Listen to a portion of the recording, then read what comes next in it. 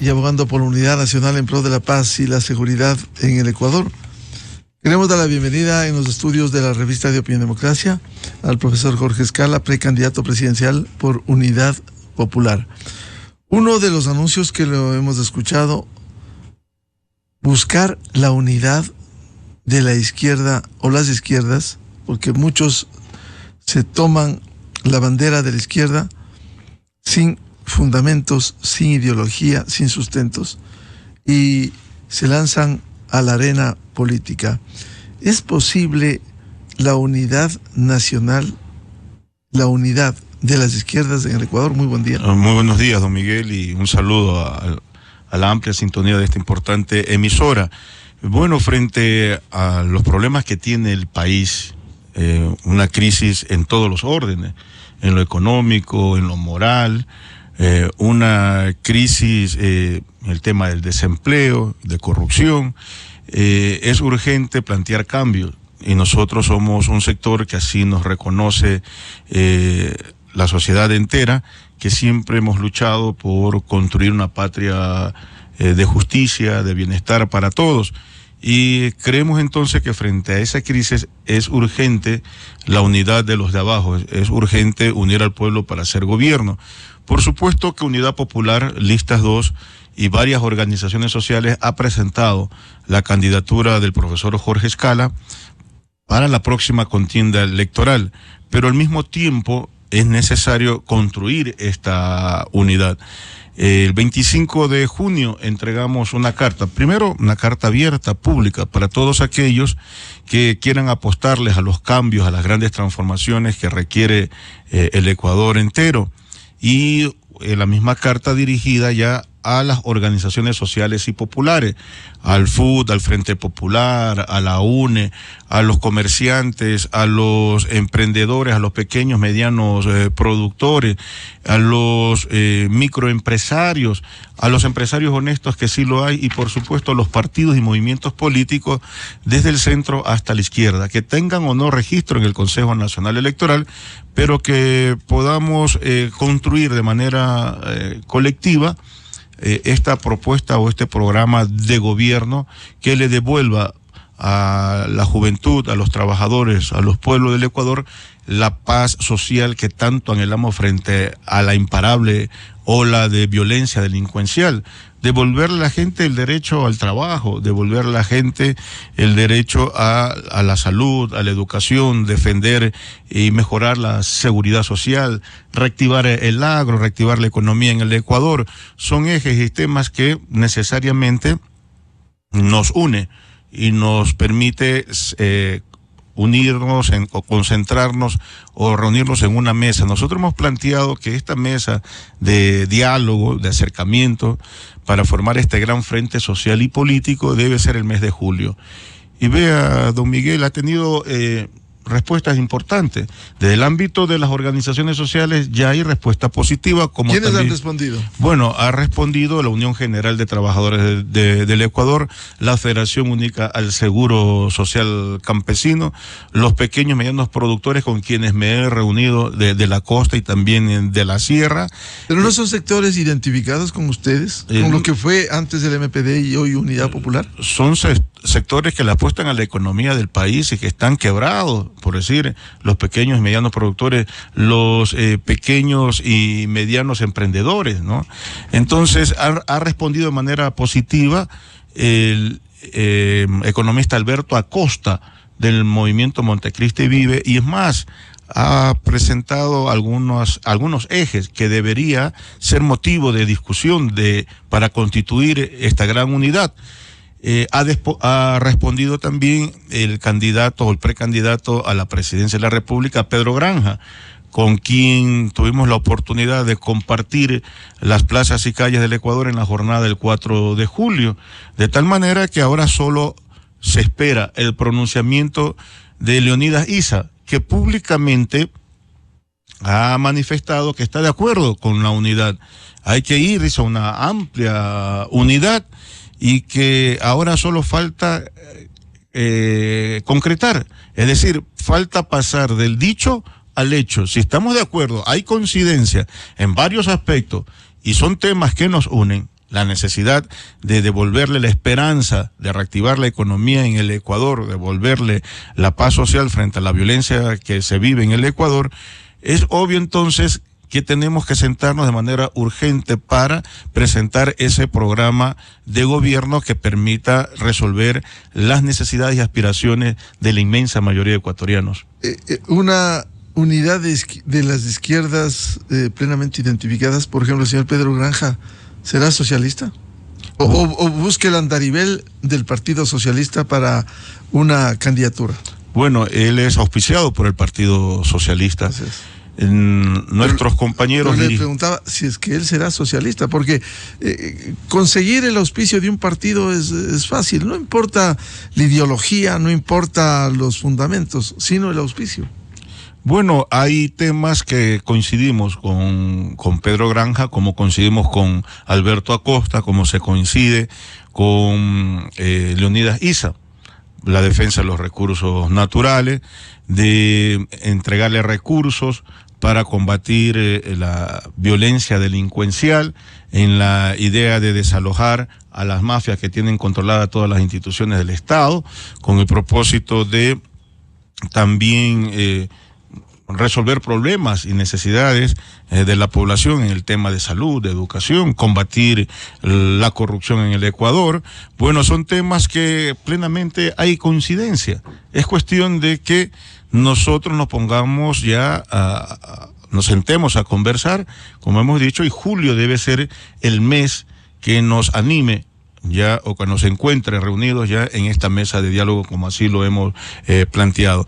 Independientemente de eso, Unidad Popular Listas 2 tiene y ha presentado, y estamos en un proceso, en un recorrido importante en todo el país, y nuestra candidatura va ganando la adhesión importante, no solamente la simpatía, la adhesión, sino el reconocimiento de una figura que representa lo nuevo, que no tiene nada que ver con ese pasado de corrupción. Jorge Escala no está manchado de metástasis, de purga ni de plagas, y que hemos recogido en nuestra propuesta de gobierno las aspiraciones de todos los sectores sociales y populares que reclaman precisamente cómo es que desde el gobierno vamos a resolver el tema de la inseguridad. Sí, hemos dicho, duro combate a la delincuencia, y para eso hay que dotarle de todas las herramientas que necesita las Fuerzas Armadas y la policía, pero también hay que depurar la cúpula de las Fuerzas Armadas y Policía. Todavía está en el imaginario de la gente esta denuncia que se hizo, que hay narcogenerales tanto en las Fuerzas Armadas y en la Policía Nacional. Una de las preguntas en general, profesor Jorge Escala, es que a veces en campaña, y en general, salvo honrosas excepciones, los políticos en campaña hablan de los qué. Hay que depurar a Fuerzas Armadas, hay que combatir la corrupción, lo que no responden a los cómo. ¿Cómo, por ejemplo, depurar a Fuerzas Armadas? Concretamente, ¿cómo? Bueno, mire que en algún momento ya medios de comunicación han hecho aportes significativos, cómo han incrementado su patrimonio y que no lo pueden justificar. Entonces es urgente que desde el ámbito de la justicia y desde el ejercicio del poder se pueda determinar cómo, y puedan explicar al país cómo es que han alcanzado y han amasado fortuna, cómo es que son permeables a los delitos que todos los días los vivimos, el tema de la extorsión, la vacuna, cómo es que el servicio de inteligencia no puede prevenir, o cómo es que la gente, y así se pregunta en todos lados, que cree que no sabe el servicio de inteligencia dónde están localizados, cómo operan las bandas delincuenciales. Todo eso hay que depurar, hay que limpiar, de tal manera que para eso hay que tener la fuerza, la decisión política y sobre todo la autoridad moral, que sí la tenemos para emprender estos cambios, para darle duro combate en ese ámbito. Lo importante también es desalojar a las mafias de todas las instituciones del Estado. No solamente que hay que controlar, don Miguel, o recuperar las cárceles. ¿Qué hacer con los PPL? Es otro tema. Hay que entrar en un proceso de rehabilitación. ¿Por qué no involucrarlos en la mano de obra, en los proyectos que desde mi gobierno vamos a implementar en la obra pública, para poner un ejemplo, en la reparación, reconstrucción de la red vial, en la repotenciación de hospitales, de escuelas, de tal manera que ellos puedan sentir un apoyo por parte del Estado en su proceso de rehabilitación social. Pero lo importante, don Miguel, es que hay que enfrentar y resolver las causas que originan la criminalidad. Uno de ellos es el tema de la educación. No puede ser posible que 300.000 niños estén al margen del sistema educativo, y en el régimen Costa de más de 70.000 no retornaron a sus aulas. Yo soy docente con 32 años de servicio. He forjado a la niñez y la juventud del sector rural, y ahora en el sector urbano marginal, en la parroquia Febres Cordero, que colinda con la isla Trinitaria por la perimetral en Guayaquil. Cuando vamos a preguntar a nuestros padres de familia por qué no envían sus hijos a clase, el problema es la pobreza, que se expresa que no tienen los recursos para pagar la lista de útiles escolares.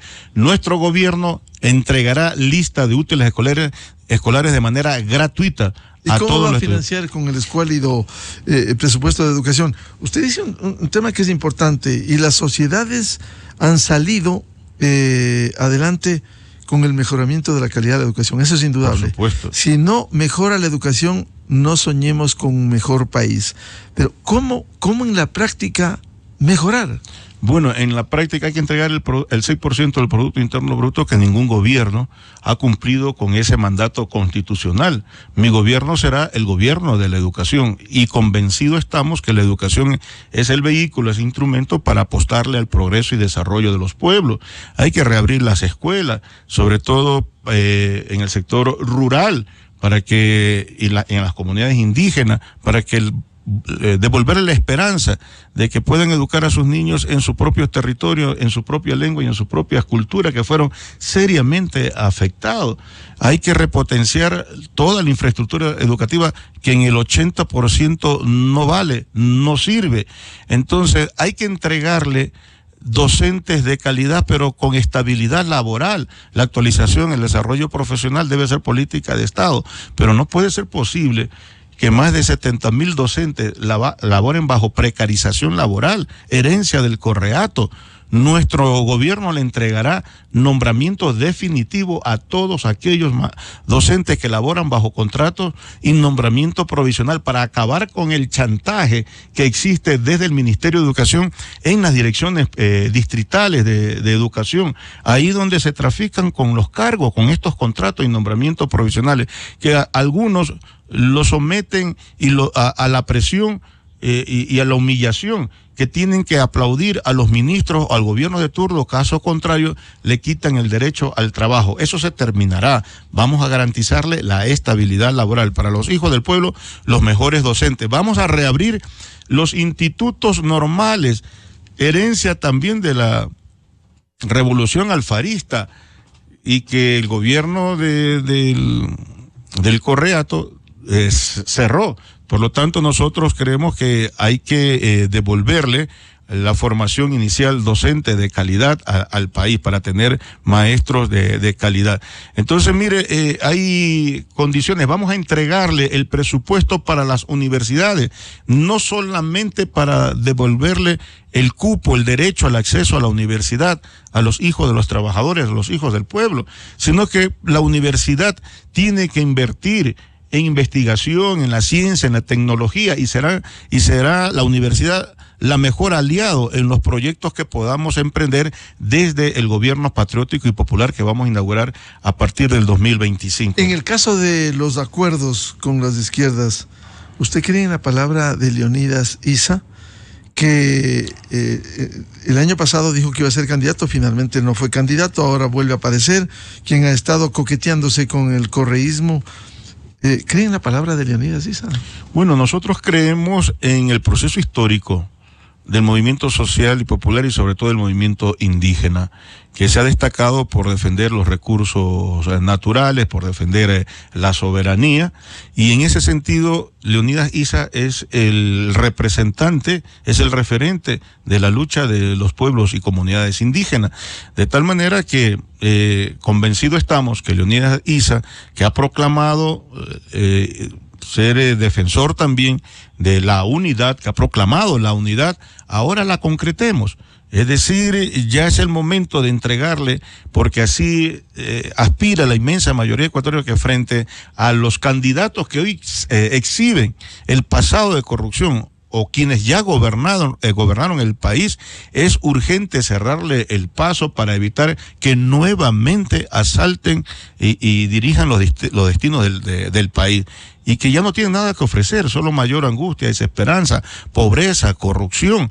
Mire, hay algunos que tienen el cinismo hasta de presentarse nuevamente en la campaña electoral como candidatos y que fueron gobierno y que participaron en los gobiernos anteriores o recientes. Entonces es evidente que el Ecuador necesita cambio, y ese cambio tiene que venir de los de abajo, de los que generamos la riqueza en el Ecuador, de la juventud, de los trabajadores, de los pueblos en general, de los patriotas, de los demócratas, de los intelectuales, que sí los hay en el país también, empresarios honestos que pueden y deben involucrarse en este gran proyecto de unidad. ¿En qué coinciden con sectores de izquierda? Usted decía, Pedro Granja, por ejemplo, hoy precandidato del Partido Socialista, estuvimos en las manifestaciones del 4 de julio, dijo usted. Con Issa también han coincidido en las manifestaciones y las acciones en las calles, que incluso en su momento han buscado la destrucción de ciudades como fue Quito, que vivió en el 2019 y en el 2022. A ver, coincidimos en el hecho de que es una medida altamente inflacionaria, que golpea la economía de la inmensa mayoría de ecuatorianos, que ahora el viernes va a incrementarse nuevamente el precio de los combustibles, que en agosto seguirá incrementándose, y eso ya agudiza la crisis. Pero la inflación no ha subido sustancialmente si uno compara, y en dolarización con otros países. Mire usted, si usted revisa solo los precios, los que vamos al mercado, sí sabemos cómo se ha incrementado, por ejemplo. Pero también vamos al mercado y no vemos incremento. Y le puedo decir, vamos toda la semana, le puedo invitar aquí en Quito a Conocoto, a Iñaquito. Uno va y compra el haba, $1, la libra, cada vez le llenan más la funda, la arveja, que se ha subido 1.50, el frijol $1. Es decir, uno ve que no han subido. Y los indicadores, la canasta familiar sí está en alrededor de 695. Y en otros lugares $800 versus un salario básico de $460. El arroz pasó de 45 centavos a 55 y hasta $70. Entonces, sí, centavos. Sí se siente el peso de la crisis.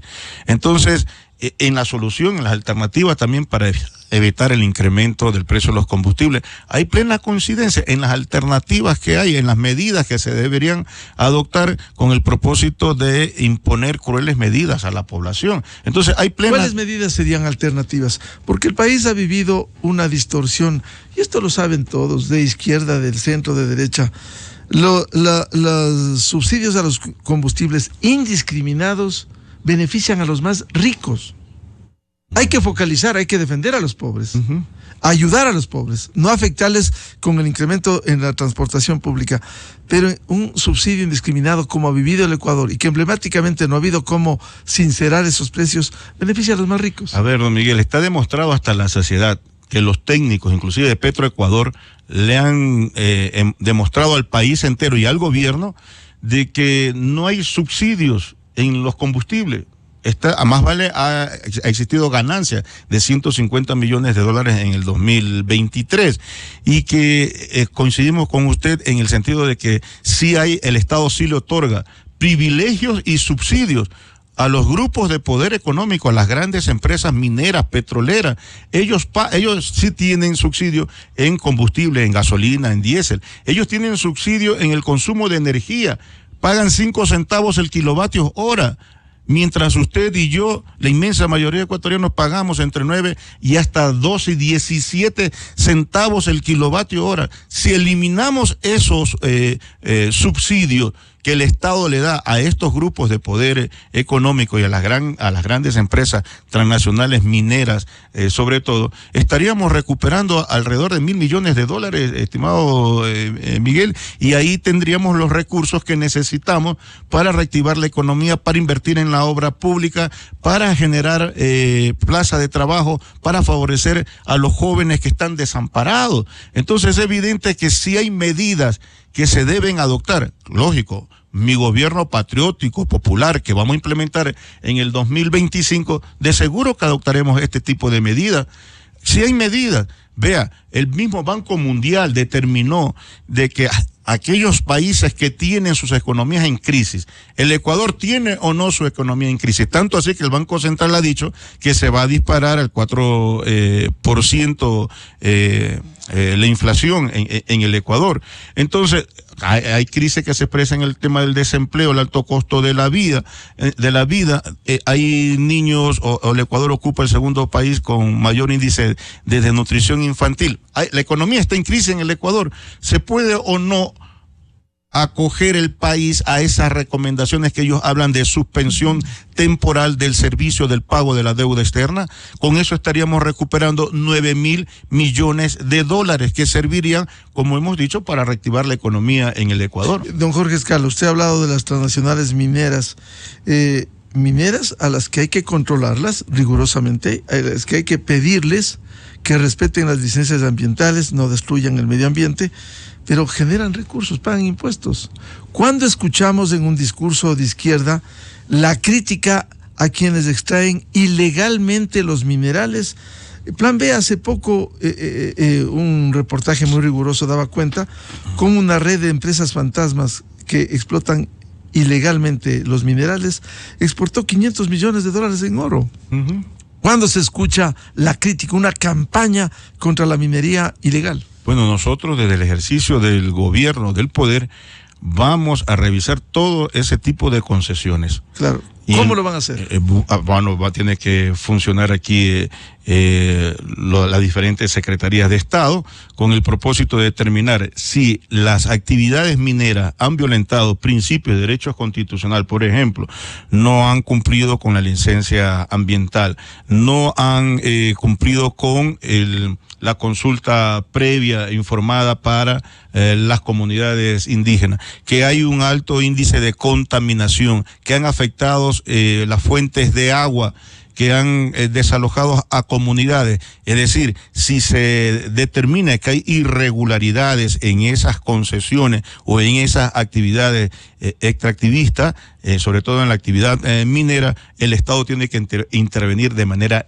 inmediata, inclusive hasta terminar los contratos unilateral en defensa de los recursos naturales, en defensa de la naturaleza y en defensa de la vida, de tal manera que nuestro gobierno tendrá duro combate también a ese tipo de irregularidades.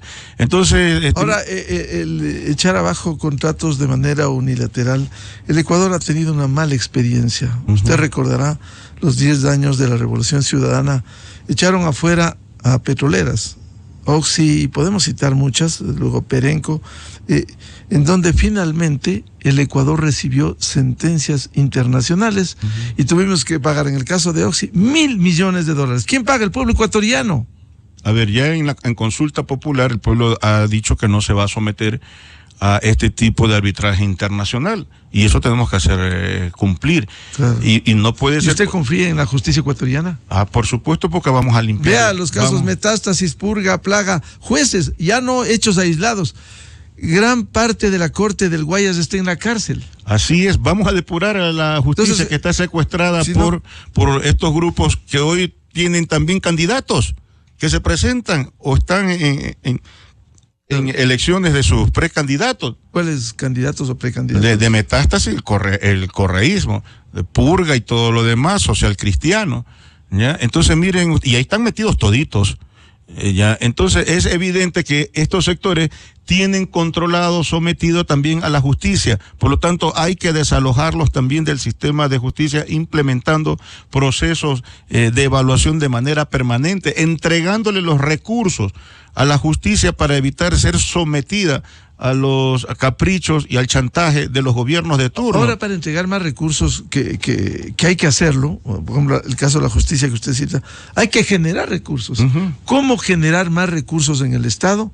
¿Cómo mejorar la producción, la productividad, que permita contar con recursos, no endeudarse y entregar a los diferentes sectores? Le hemos dado dos opciones para recuperar recursos: liberar recursos a través de lo que plantea el mismo Banco Mundial en el tema de la moratoria, el pago de la deuda externa, son 9.000 millones de dólares. Ahí nomás tendríamos, fíjese usted, para construir una nueva refinería, que en el cálculo aquí es de 10.000 millones, México acaba de comprar una refinería en 700 millones de dólares, y tendríamos recursos para producir combustible a bajo costo y por lo tanto mayor ingreso para el Estado ecuatoriano. Nosotros vamos a reducir, don Miguel, el IVA al 10%, y está demostrado que aquellos países que redujeron el IVA lograron grandes ingresos para el erario nacional, porque se estimula la capacidad de consumo y la gente tiene capacidad de compra. Pero si baja impuestos, el IVA al 10%, ¿dónde va a generar más recursos para entregar, decía, a la justicia y a otros? ¿De dónde? ¿De dónde? ¿Cuál es la alternativa? Porque tiene que haber alternativas. 1.200 millones de dólares se estima que serviría en se obtendrían recortando o reduciendo el IVA al 10%. Mire, ya le hemos dado con estas 3 fuentes de ingresos.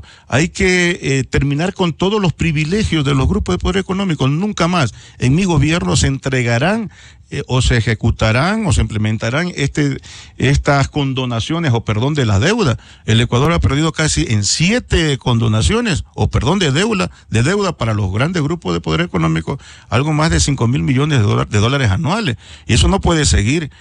La CEPAL ha dicho que hay 7.000 millones de dólares que no puede recaudar el SRI. Vamos nosotros con la Constitución en la mano, ¿verdad?, hacerle cumplir con la responsabilidad que tienen estos grandes empresarios evasores de impuestos. Ahí tendríamos nosotros otra cantidad, otro ingreso que serviría para resolver las necesidades y aspiraciones del pueblo ecuatoriano y evitar mayor endeudamiento con el país, porque esos 4.000 millones de dólares que hoy ha adquirido el gobierno, mire usted, en el primer día del desembolso de 1.000 millones de dólares, 800 millones sirvieron para seguir pagando deuda. Ese tipo de políticas, ¿verdad?, desenfrenada, de mayor endeudamiento, tiene que terminar. Vamos a aplicar medidas patrióticas, soberanas, que permitan resolver los problemas y necesidades que tiene el Ecuador. Usted ha hablado cortar privilegios. Sí, efectivamente, en el Ecuador hay que cortar privilegios, pero de todos. Cuando les escuchamos, por ejemplo, a ustedes cortar privilegios a los que se han beneficiado con donaciones de deudas, etcétera, de los dirigentes sindicales, de quienes están en los contratos colectivos que están consagrados en la Constitución y que hay que respetarlos, pero con contratos, por ejemplo, en 4 sectores: electricidad, telecomunicaciones, petróleos. ¿Sí sabe usted cómo salen los que están cobijados por esos contratos leoninos? Y voy a citar, como acostumbramos aquí, nombres: el dirigente sindical, el señor Richard Gómez, hoy representante supuestamente de los trabajadores. Bien lo dice usted, supuestamente. Porque entró por la ventana con la acción de un juez de Quevedo. Se fue con $200,000, de acuerdo con los datos oficiales, en el 2022. $200,000 un dirigente sindical, y que ahora ejerce, dizque, la representación de los trabajadores vinculados al IES en el Consejo Directivo. Vea, él es un pseudo dirigente. ¿Por qué no se cortan esos privilegios? Él es un pseudo dirigente, no representa los intereses de los trabajadores. Por lo tanto, más vale, fue un instrumento del correísmo para atacar derechos y conquistas laborales.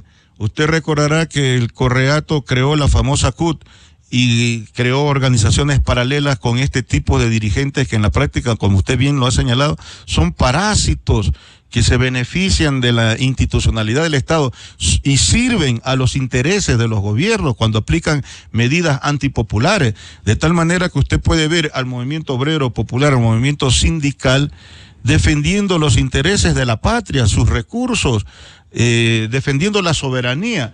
¿Usted cuándo ha visto a Richard Gómez en esa dirección? Nunca.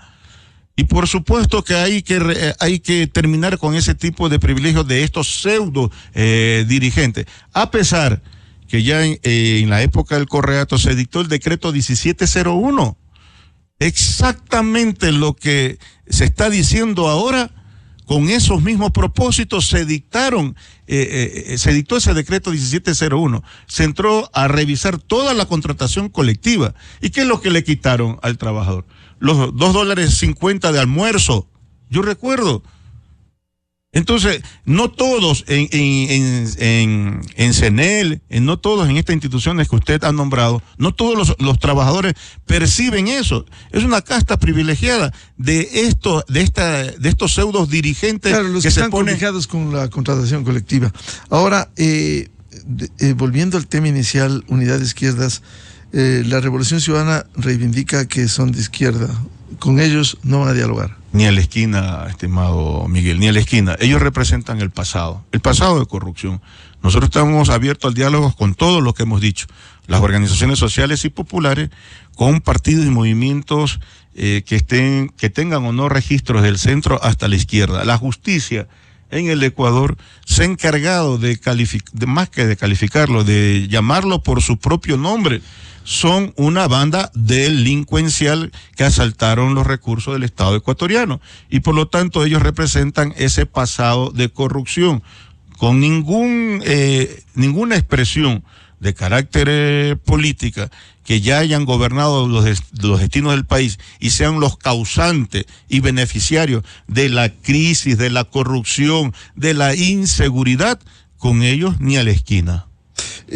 Profesor Jorge Escala, hoy Diario Expreso publica un reportaje sobre propuestas de precandidatos y dice Jorge Escala, en el tema de los gobiernos autónomos descentralizados y uno de los servicios fundamentales como el agua, hay que establecer multas y clausuras, hay que endurecer sanciones para quienes no realicen el tratamiento de las aguas residuales y arrojar sustancias contaminantes a los afluentes, porque no se puede seguir contaminando la fuente principal para la vida, el agua. ¿Cómo hacer esto? Bueno, mire, hay que implementar grandes reformas legales con el propósito de obligar a los gobiernos autónomos descentralizados a invertir en la gente y de invertir en la salud y en la vida de la gente, es precisamente dotarle de agua limpia, agua que no esté contaminada.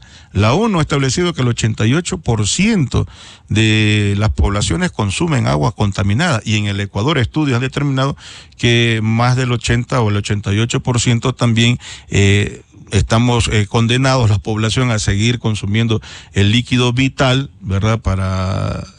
Para inclusive la producción que también tiene están contaminadas las aguas, los ríos, no tienen sistema que permitan el tratamiento de estas aguas servidas o estas aguas contaminadas. Pero hay cantones que no han podido hacerlo.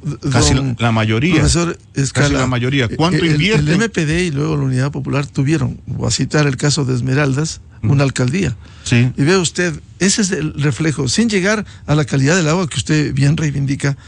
Allí hay fuente de recurso hídrico, San Mateo. Hay la tubería que se puso hasta Muisne y no hay el servicio. Miren, nosotros... y ahí han tenido oportunidad en también el periodo, de gobernar. En el periodo que dirigimos la alcaldía, de manera permanente pedimos... Doña Lucía Sosa. Así es, la maestra Lucía Sosa, pedimos precisamente que el Estado pase la competencia al municipio, nunca la entregaron. Y aún así es uno de los municipios que pudo construir toda una red de alcantarillado y de sistema también de tratamiento. La tubería para el agua, pero no el servicio. Claro. Eso es gestión. Pues claro. Y mala gestión de los políticos que han llegado a esos puestos. Y vea, y teniendo como oposición al mismo gobierno, porque no entregaron los recursos, pero los gobiernos autónomos descentralizados deben tener de manera automática, y mi gobierno va a aprobar esta ley que la vetó Daniel Noboa, que permitía entregarle los recursos de manera inmediata y automática a los gobiernos autónomos descentralizados. Y ahora hay que ir más allá. Nosotros vamos a aprobar esa ley.